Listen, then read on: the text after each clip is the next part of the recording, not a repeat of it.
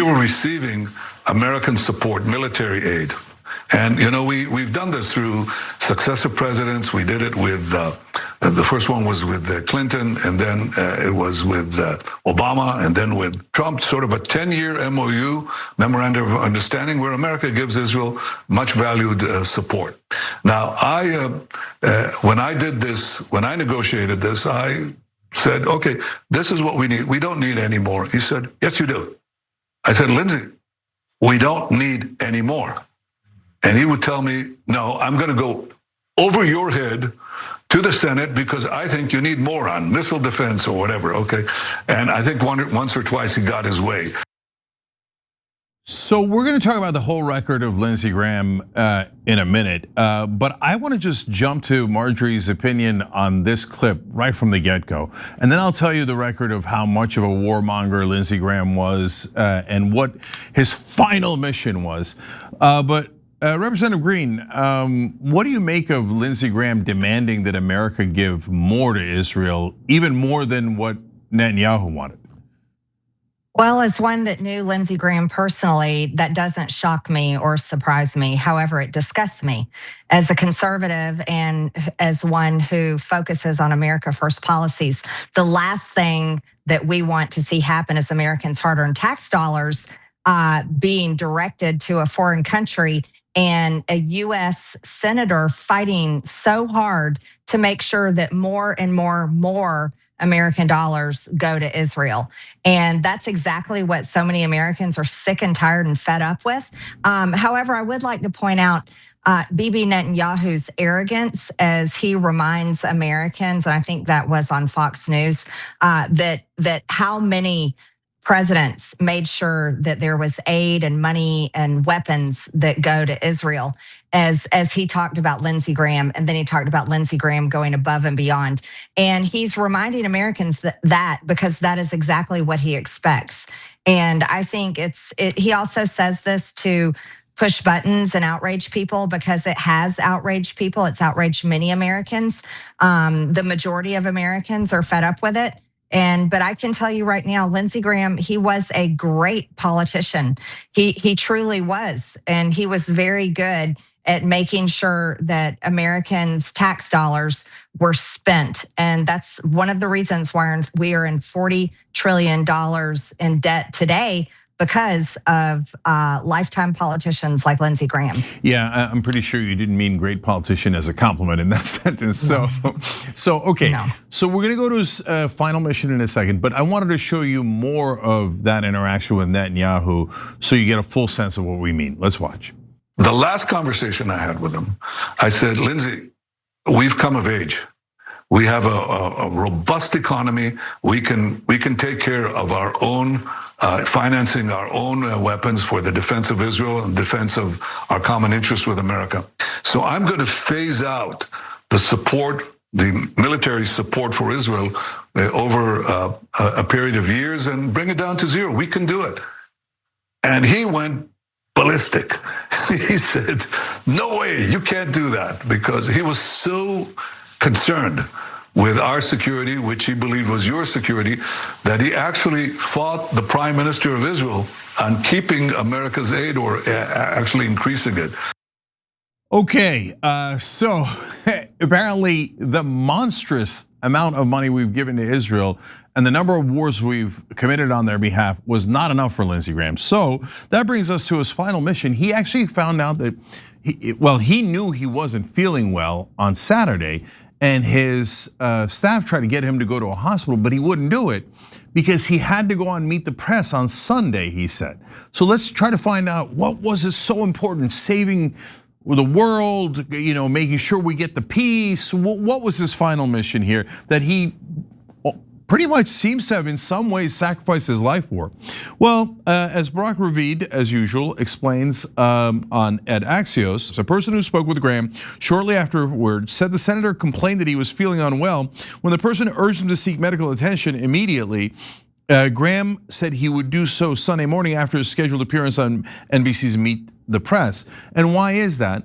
Well, he said, I can't die now. I still need to do the Russian sanctions, get Iran sorted out, and do the Israel-Saudi normalization. So Okay, well, how about those three events? What is that? One is they claim he was trying to do a peace deal between Russia and Ukraine. I've never seen Lindsey Graham ever be for peace under any circumstances. He was probably lobbying for a lot more war, in that case against Russia. In the case of Iran, it was crystal clear what Lindsey Graham was for. He was gonna go on Meet the Press and fight for more war, and all, of course, on behalf of Israel. By the way, if you don't know, the Russia-Ukraine war has a lot of different reasons for it, and some of it is perfectly legitimate in my opinion, but some of it also is driven by Israel wanting to weaken Russia, that they, in their opinion, was helping proxies of Hamas and Hezbollah, and so Israel's also very happy to keep that war in Ukraine going, and then the Saudi normalization with Israel is to cut out the Palestinians, make sure they don't get a state, and have the Arab states betray them in doing a deal with Israel. So, and as they continue to explain on Axios, Graham's plan was to begin an intensive diplomatic push after Israel's October elections and the US midterms, with the goal of reaching a deal before the new Congress was sworn in January. Graham believed that the war with Iran had to be brought under control, especially the ongoing crisis in the Strait of Hormuz. Well, that sounds like he wants it to end. No. He had urged Trump to authorize a short, overwhelming military operation to reopen the strait if diplomacy failed. How many of you guys are guilty of doom scrolling late at night on social media, looking at the news, and then wondering why you can't fall asleep? Nothing pairs worse with trying to wind down than a bright screen lighting up your face and headlines playing on a loop in your head. Here's what's actually happening. The stress, the screen time, it all raises your core body temperature. And a body that's too warm can't get into deep sleep. Trust me, getting your sleep environment under control can change everything. Enter ChiliPad 2.0, the water-based mattress topper that actively controls your bed temperature from 55 to 115 degrees all night long. No new mattress, no renovation. It actively cools using just water. Fans only move hot air around. ChiliPad actually pulls heat away from your body. Precise, consistent comfort, and the new nightstand remote senses when you get into bed and kicks on automatically. Dual zones mean you and your partner each set your own temperature, no subscription needed. You get a 2-year warranty, and they're designed and assembled right here in the USA. Visit www.sleep.me/TYT to get up to $255 off your ChiliPad 2.0 with code TYT. That's www.sleep.me/TYT. Free shipping, free returns, and a 30-night trial so you can test it out, dream big, and wake up better. The headlines will still be there in the morning. You might as well wake up ready for them. So, look, I've got more on his legacy, but let me bring you back in, Marjorie. So, we're all supposed to mourn, according to Washington, the passing of Lindsey Graham and what a beloved senator. And there's all sorts of talk about how he was so nice to Cory Booker and other Democrats and what a lovely person he was. And I don't know any of that in person, and you might, I don't. And that could easily happen. There are a lot of terrible people in the world who are not impolite in person, right? But what I do know is that he always pushed for war. On Iraq war alone, hundreds of thousands of civilians died because of the wars that Lindsey Graham pushed. So I don't have any complicated feelings about Lindsey Graham. I think he was a terrible person, and I don't mind saying it the day after he dies. And I think I care so much more about the people he got killed. But Washington says that's very impolite. So I'm curious what you think of Lindsey Graham's record. Well, having served in Congress for 5 years, I can tell you the ways of Washington is there are plenty of people there that are completely nice people. They're pleasant to be around. They may be fun. They have great senses of humor. That was Lindsey Graham. Lindsey Graham he would talk to anybody. And he did have a great sense of humor. He was funny, fun-loving. He had tons of energy, and he worked diligently on the things that he cared about. But I can also tell you, I disagreed wholeheartedly with many of his policies. He was a neocon warmonger. He was a murderer. He wanted to wipe out and kill many innocent people in Iran, in Gaza, in Lebanon. He supported war more than anything. He never wanted peace. The only time he may have been interested in peace was because this war is hurting the midterms for President Trump and Republicans. However, one thing about Lindsey Graham that we can all say for sure is he was a dedicated Zionist. And that's why he worked so diligently to send as much money as possible, weapons as possible for Israel. But he was also, he may have been an elected US Senator, but he really was the greatest lobbyist that the military industrial complex could ever have holding power in Washington. And his state, South Carolina, has over 400 military contractors, over 400 that Lindsey Graham made sure that got all types of contracts, grants, got all types of US tax dollars to continue their work to serve the military industrial complex. So it is an interesting thing of how everyone's being shamed and told you can't say anything negative about Lindsey Graham. Look, we can say two things. We can say, oh yeah, he was a delightful person to be around, but at the same time, I disagreed with him adamantly on many, many issues. And it's okay to say both of those things. Yeah, two things can be true at the same time. Again, I don't know anything about him on a personal level, so if Cory Booker says he was a swell guy, fine, I don't really care though. Right. So, George W. Bush always joked around with people and gave them nicknames, Big Slim and stuff. Seems like a pleasant guy, in real life, maybe. But he started a war that got hundreds of thousands of people killed. And so that is the far more relevant part of George Bush's career. Okay, so I wanna give the audience more context for what we're talking about so they understand from Lindsey Graham's own mouth, the things that he advocated for. So let's start taking a look at that. To people in my party, I'm tired of this crap. Israel is our friend. They're the most reliable friend we have in the Mideast. A word of warning. If America pulls the plug on Israel, God will pull the plug on us. Okay, so God is gonna kill us all if we don't obey Israel. Interesting. Let's see what else this humanitarian had to say. Why is it okay for America to drop 2 nuclear bombs on Hiroshima and Nagasaki to end their existential threat war? Why was it okay for us to do that? I thought it was okay. To Israel, do whatever you have to do to survive as a Jewish state. Senator, again, military officials say whatever the technology has. So there is an indisputable monster advocating for nuclear war against what? The Palestinians? They barely have stones left. When you nuke someone, you incinerate children, babies, grandmothers, and that unmitigated monster is being celebrated in Washington today. By the way, I haven't not seen any weeping over the 23,000 dead children in Gaza. And so that's, and of course I mean by Washington. The American people have turned on these issues. We're not anywhere done yet. Let's keep going with more from Lindsey Graham's own mouth.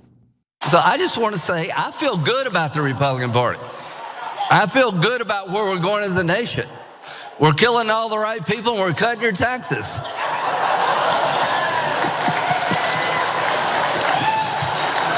Trump is my favorite president. We've run out of bombs. We didn't run out of bombs in World War II.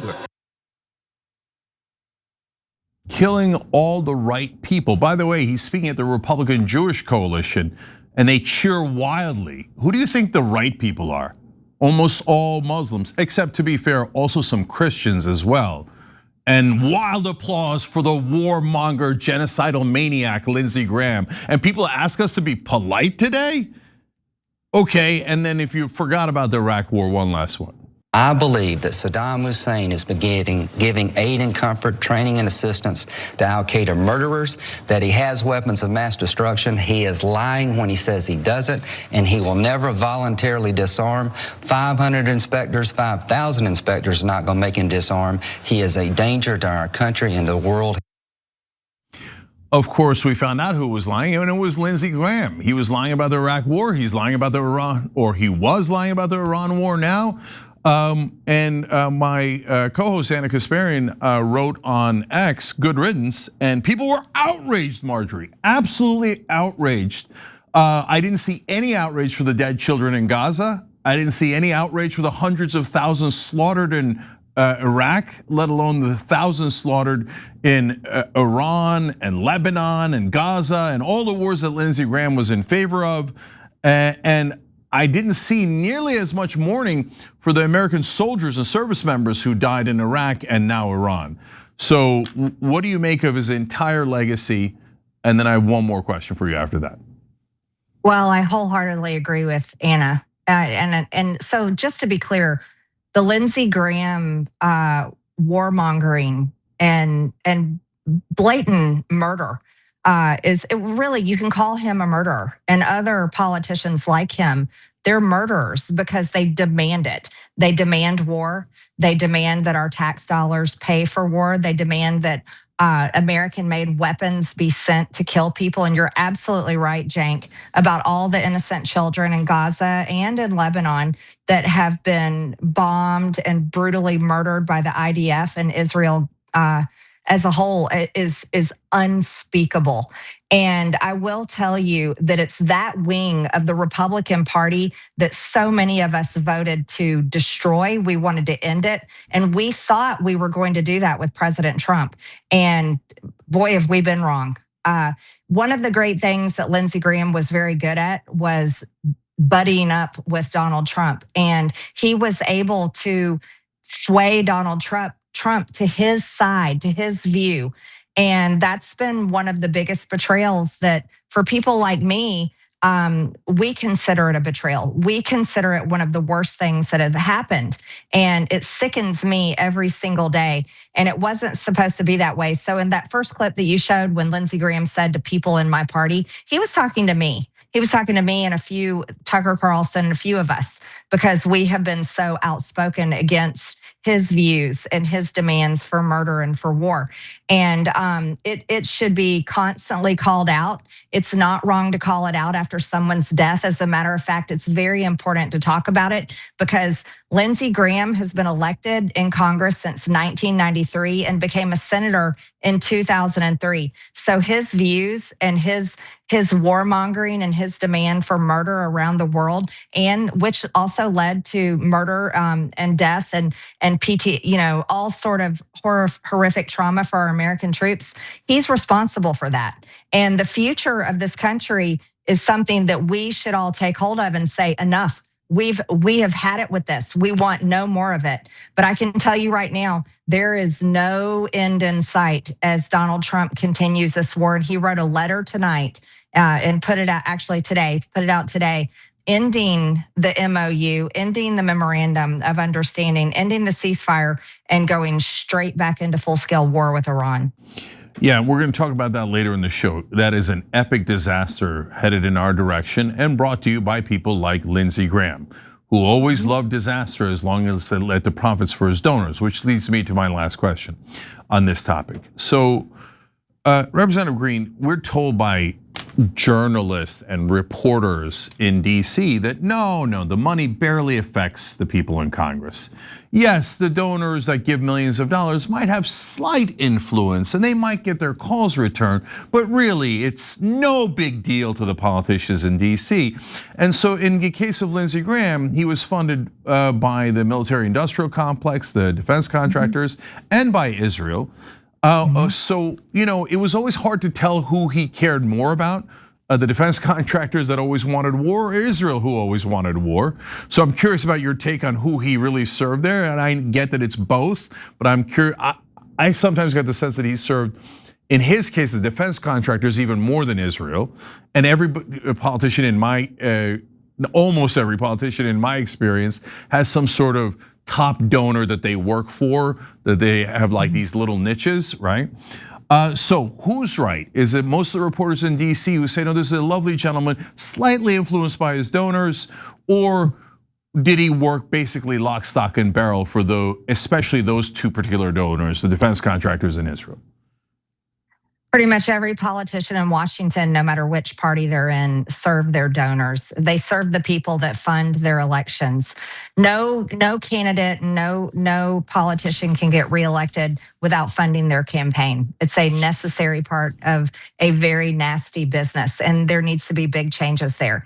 And so, of course, he served his donors.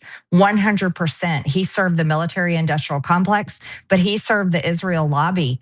Perhaps even bigger. But I would say Lindsey Graham as a whole, you could look at him and his policies, his votes, the things he pushed for. He served the American war economy. And Cenk, this is something that can never be overlooked and needs to be talked about more and more, because the American war economy is the business in Washington, D.C. And this is the business that they have been in for a very long time. It started after World War II. It started in those world wars, and it continued. And this is the business model that props up politicians, props up Lindsey Graham. And make no mistake, they are going to do everything they can to make sure they put someone in place, not just his sister that Governor McMaster's appointed today, but whoever is anointed next to win that August 11th special election that will go on to the November election. They're going to make sure that person is dedicated to the very same path and footsteps that Lindsey Graham was on. This will be someone that is compliant. They will dress them up and try to make them as MAGA as possible and Trump approved for all the Fox News viewers and the boomers that are glued to Fox News all day long to vote in that election. But they will make sure that whoever replaces Lindsey Graham is 100% dedicated to the American war economy. And it's the American war economy that we have to defeat, Cenk. That is one of the biggest things that I don't care how you vote, left, right, middle, in between, or you're sick of voting. That is the number one problem that we have to rip by the root out of both parties and out of Washington, D.C. I couldn't agree more. It's money in politics that's driving all of these problems, not just in regards to foreign policy and war, but in almost every problem we have in this country. If we don't get rid of the corruption, we will have endless wars and our country representing foreign governments and corporations to no end. As to who's going to replace Lindsey Graham, we're going to talk about that next. So stay right here. And if you want to hear our interaction with the viewers and the members, become a member through tyt.com/join or hit the join button below on YouTube. We'll come right back and talk about who we think should replace him and who's actually going to replace him.